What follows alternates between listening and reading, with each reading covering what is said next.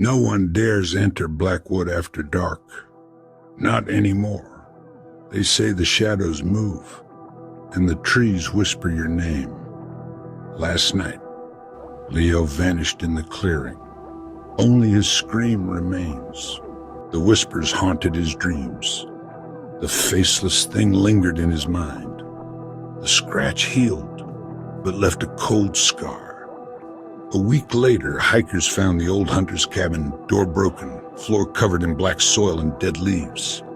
In the center, Leo's flashlight, still on, beam pointed at a wall. On the wall, a picture drawn in mud. A tall, thin man with no face.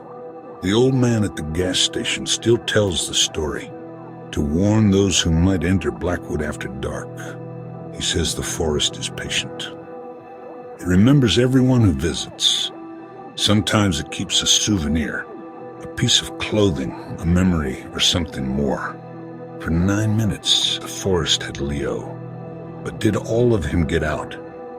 Or did he leave a part of himself behind, in the clearing with the breathing ground? Some say if you go to Blackwood's edge on a quiet night, you can still hear it.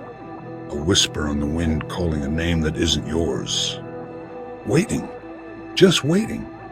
Just waiting. He ran, not daring to look back. The giant heart sound faded, replaced by a wet, dragging noise, something heavy pulled through leaves, getting closer. The whispers returned, now a single word, his name. Leo. Leo. The voice was everywhere, cold and ancient, inside his head. It wanted him to stop, to turn around. He saw a flicker of steady light through the trees, the road. He sprinted, the dragging sound right behind him, the smell of rot on his neck. He burst from the trees onto the pavement, fell to his knees, gasping. He was out, safe. He checked his watch. 8:24 p.m. Exactly 9 minutes. He looked back. The dragging sound was gone. The woods were silent, normal. But something had changed. He looked at his arm, a deep scratch, bleeding. Not from a branch. Leo backed away from the rock, the thumping growing stronger in his bones. He turned his flashlight toward the trees. Had to go back. Then he saw it, tall, thin, the color of wet bark, standing between two oaks. Not a tree.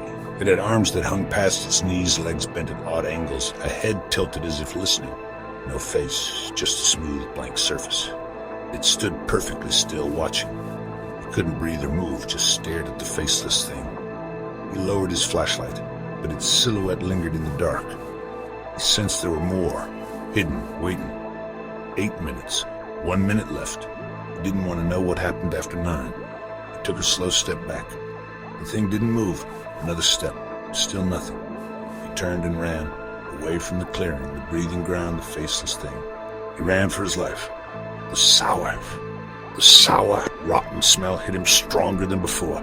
Thick and choking, he gagged. Tried to breathe through his shirt, but it was everywhere. He stumbled into a moonlit clearing. The air a little better. In the center stood a dark, smooth rock like an altar. The trees around the clearing leaned in, watching. Protecting the whispers urged him toward the rock, promising safety. The way out, he took a step. Not knowing why, the ground trembled a slow, rhythmic pulse like a giant heart beating beneath him. The whole clearing rose and fell with each beat. The forest was breathing, the trees swayed in time. Alive, he stood in its heart. The whispers stopped, only the slow, terrible heartbeat remained. He ran until his lungs burned, then stopped, gasping against a rough tree 5 minutes in. The snapping and humming were gone. Silence pressed in. The forest felt like it was holding its breath. Then the whispering started, not wind, but voices all around him, soft hissing, in a language he didn't know, but he understood the hunger in it. He clamped his hands over his ears, but the whispers were inside his head. The old man's warning echoed. Don't listen to what the forest tells you. It lies. Leo squeezed his eyes shut, tried to think of anything else, but the whispers filled his mind with images. Dark things with too many limbs. Dark things with too many limbs. Faces with no eyes, long, sharp teeth. He opened his eyes, desperate to escape. He ran, the whispers laughing, dry and rustling.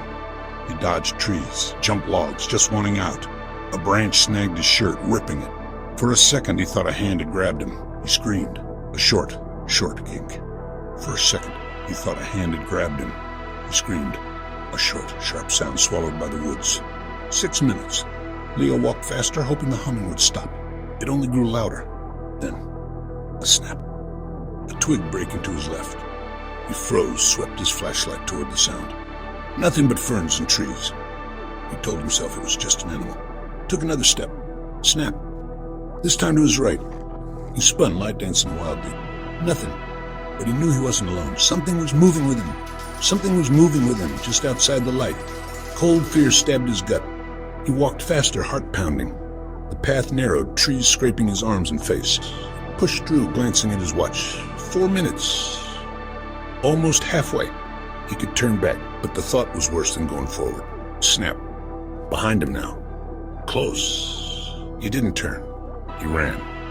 The flashlight beam bounced, showing twisted roots and dark holes. He stumbled, nearly fell, but kept running. The humming was louder. The snapping sounds kept pace, left, right, matching his steps. The path Leo knew by day was gone. Darkness made the familiar strange. The trees pressed close, branches like bony fingers. The trees pressed close, branches like bony fingers. Every shadow looked alive. His flashlight beam jittered with every step, making the dark seem endless. The only sound was his boots crunching dead leaves. He tried to whistle, but his mouth was too dry. The air was thick, hard to breathe. The little circle of light was his only friend, showing him what he hoped was the path. 2 minutes gone. 7 to go. He told himself it was easy, but the forest felt full, like it was watching him. He spun around, shining his light into the trees. Nothing. Just more shadows. The oaks looked twisted, their bark like screaming faces. He shook his head, just tricks of the mind. He stopped listening. The crunching of his feet faded. A low hum began, vibrating in his chest. Not insects, not wind, something alive. The hum came from everywhere. The ground, the air. A shiver ran down his spine. 3 minutes gone. Gather close to the fire now. The woods are quiet tonight, almost too quiet tonight, almost too quiet. This is a story about Leo and the 9 minutes he spent in Blackwood Forest after sundown. They say you should never be in Blackwood after dark. Not for 1 minute, let alone 9. Leo didn't listen. He laughed at the old tales, stories of things that lived deep in the trees, things that watched from behind the bark. The old man at the gas station warned him the forest is rules and a memory. Leo just smiled, filled his tank, and set out to win a bet walk to the old hunter's cabin and back at night. The old man's words echoed, the forest doesn't like visitors after sundown. The paths move. The trees, they get hungry. Leo asked, hungry for what? The old man only whispered, it's not what they eat. It's what they keep. It's what they keep. As the last bit of sun vanished, Leo stood at the forest's edge. The air turned cold and damp. He checked his watch at 8:15, clicked on his flashlight. The beam cut a weak circle in the dark. The air smelled of pine needle, some nonsense and sour, like spoiled meat. He ignored it. He stepped off the road. The trees swallowed him whole. The first minute had begun.